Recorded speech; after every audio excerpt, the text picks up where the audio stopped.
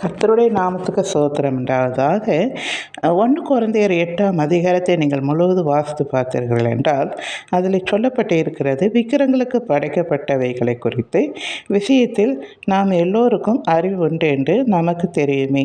அறிவு இருமாப்பை உண்டாக்கும், அன்பு பக்தி விருத்தியை உண்டாக்கும்.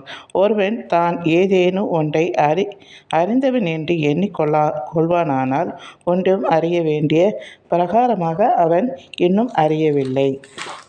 தேவனில் அன்பு கூறுகிறவன் எவனோ அவன் தேவனால் அறியப்பட்டிருக்கிறான்.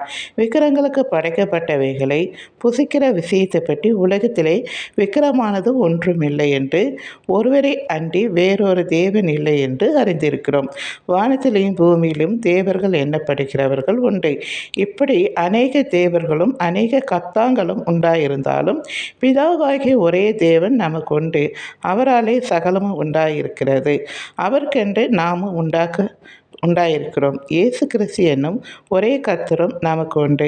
அவர் மூலமாய் சகலமும் உண்டாயிருக்கிறது. அவர் மூலமாய் நாமும் உண்டாயிருக்கிறோம். ஆகிலும் இந்த அறிவு எல்லோரிடத்திலும் இல்லை. சிலர் இன்றைய வரைக்கும் விக்கிரகத்தை ஒரு பொருள் என்று எண்ணி விக்கிரகத்துக்கு படைக்கப்பட்டதை புசிக்கிறார்கள். அவர்களுடைய மனசாட்சி பலவீனமாய் இருப்பதால் அசிதிப்படுகிறது. போஜனமானது நம்மை தேவனுக்கு உகந்தவர்களாக்க மாட்டாது.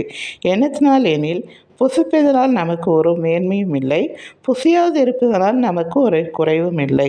ஆகிலும் இதை குறித்து உங்களுக்கு உண்டாயிருக்கிற அதிகாரம் எவ்விதத்திலும் பலவீனருக்கு தடுக்கலாகாதபடிக்கு பாருங்கள். எப்படியெனில், அறிவுள்ளவனாகிய உன்னை விக்கிரக கோயிலே பந்தி இருக்க ஒருவன் கண்டால் பலவீனமாய் இருக்கிற அவனுடைய மனசாட்சி விக்கிரங்களுக்கு படைக்கப்பட்டவைகளை புசிப்பதற்கு துணிவு கொள்ளும் அல்லவா? பலவீனமுள்ள சகோதரன் உன் அறிவின் நிமித்தம் கெட்டு போகலாம் அல்லவா?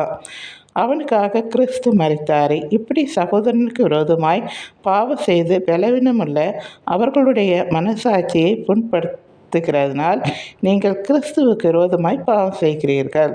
அதனால் போஜனம் என் சகோதரனுக்கு இடர் உண்டாக்கினால் நான் என் சகோதரனுக்கு இடர் உண்டாக்காதபடிக்கு என்றைக்கும் மாம்சம் புசியாதிருப்பேன் என்று சொல்லப்பட்டிருக்கிறது. சரிங்களா? தேங்க்யூ.